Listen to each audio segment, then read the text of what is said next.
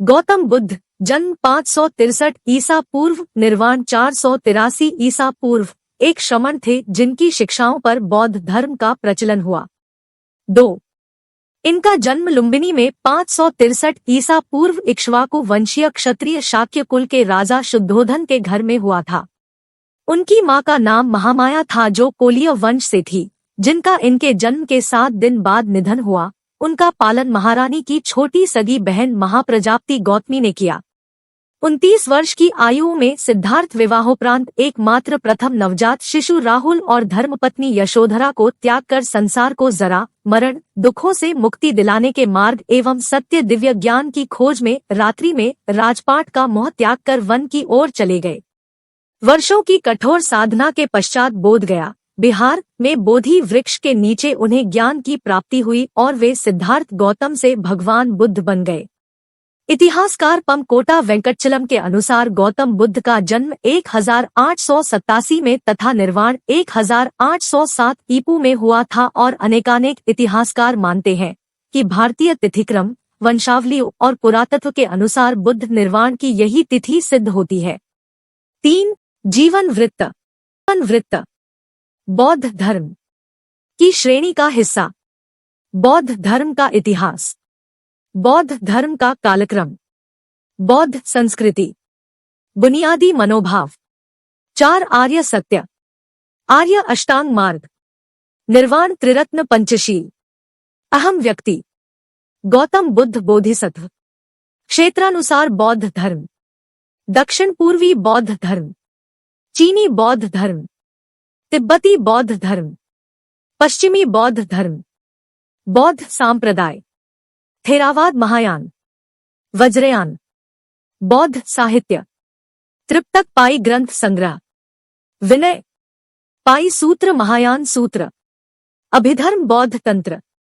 उनका जन्म 563 ईस्वी पूर्व के बीच शाक्य गणराज्य की तत्कालीन राजधानी कपिलवस्तु के निकट लुम्बिनी में हुआ था, जो नेपाल में है। 16. लुम्बिनी वन नेपाल के तराई क्षेत्र में कपिलवस्तु और देवदह के बीच नौतनवा स्टेशन से 8 मील दूर पश्चिम में रुक्मिनदेई नामक स्थान के पास स्थित था। कपिलवस्तु की महारानी महामाया देवी के अपने नैहर देवदह जाते हुए रास्ते में प्रसव पीड़ा हुई और वहीं उन्होंने एक बालक को जन्म दिया। शिशु का नाम सिद्धार्थ रखा गया। 17. गौतम गोत्र में जन्म लेने के कारण वे गौतम भी कहलाए। क्षत्रिय राजा शुद्धोधन उनके पिता थे। परंपरागत कथा के अनुसार सिद्धार्थ की माता का उनके जन्म के 7 दिन बाद निधन हो गया था। उनका पालन पोषण उनकी मौसी और शुद्धोधन की दूसरी रानी महाप्रजावती गौतमी ने किया। शिशु का नाम सिद्धार्थ दिया गया, जिसका अर्थ है वह जो सिद्धि प्राप्ति के लिए जन्मा हो। जन्म समारोह के दौरान साधु दृष्टा आसित ने अपने पहाड़ के निवास से घोषणा की बच्चा या तो एक महान राजा या एक महान पवित्र पथ प्रदर्शक बनेगा। 18. शुद्धोधन ने 5वें दिन एक नामकरण समारोह आयोजित किया और 8 ब्राह्मण विद्वानों को भविष्य पढ़ने के लिए आमंत्रित किया। सभी ने एक सी दोहरी भविष्यवाणी की कि बच्चा या तो एक महान राजा या एक महान पवित्र आदमी बनेगा। 18. दक्षिण मध्य नेपाल में स्थित लुम्बिनी में उस स्थल पर महाराज अशोक ने 3री शताब्दी ईसा पूर्व बुद्ध के जन्म की स्मृति में एक स्तंभ बनवाया था। बुद्ध का जन्म दिवस व्यापक रूप से थैरावदा देशों में मनाया जाता है।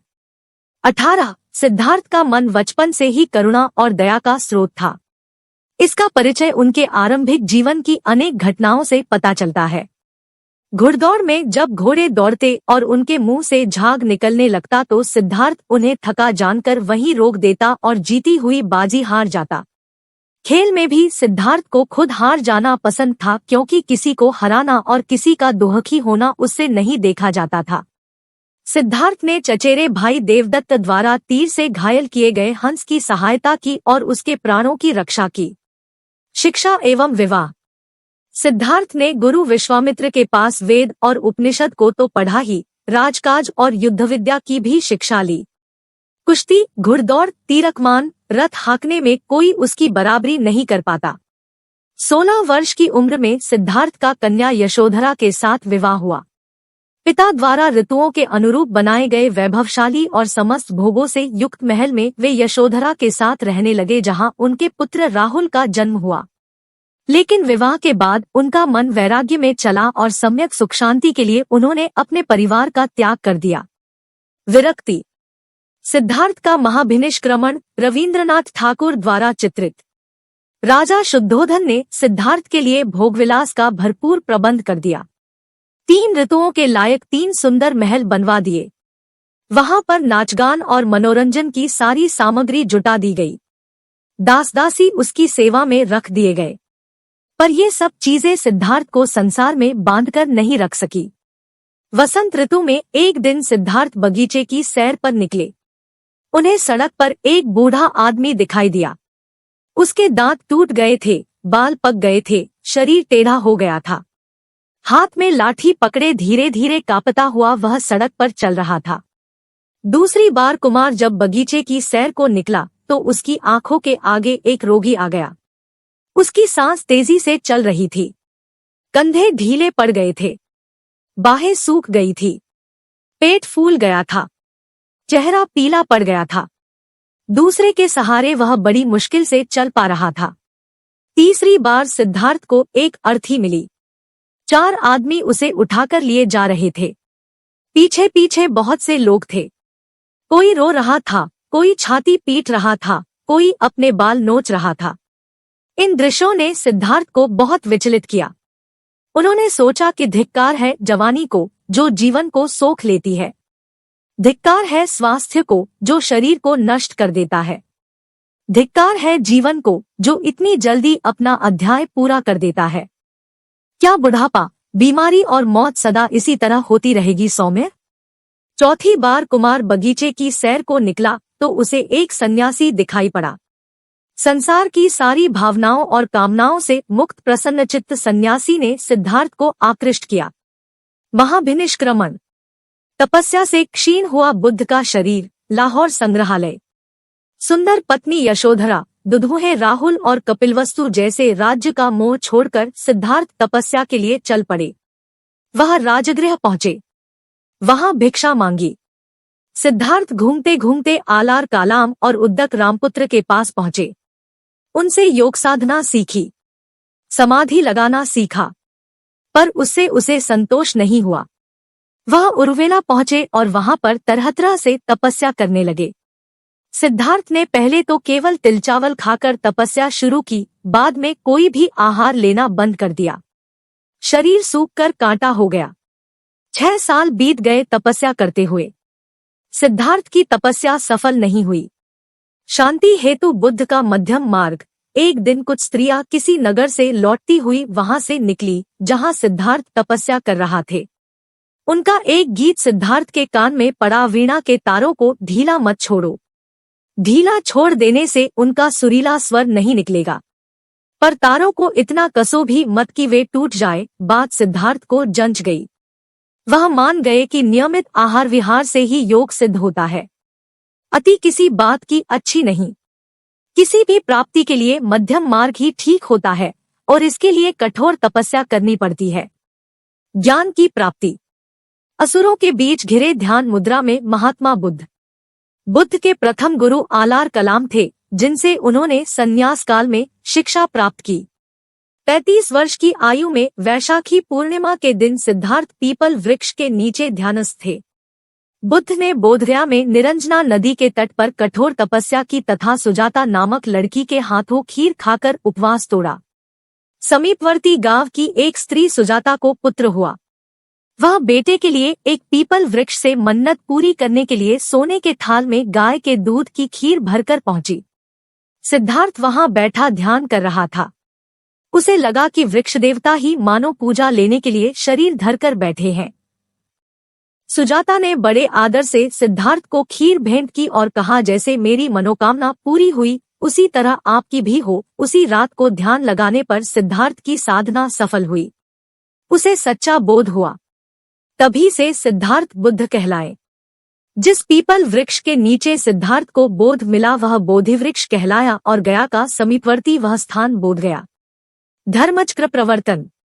वे 80 वर्ष की उम्र तक अपने धर्म का संस्कृत के बजाय उस समय की सीधी सरल लोकभाषा पाली में प्रचार करते रहे।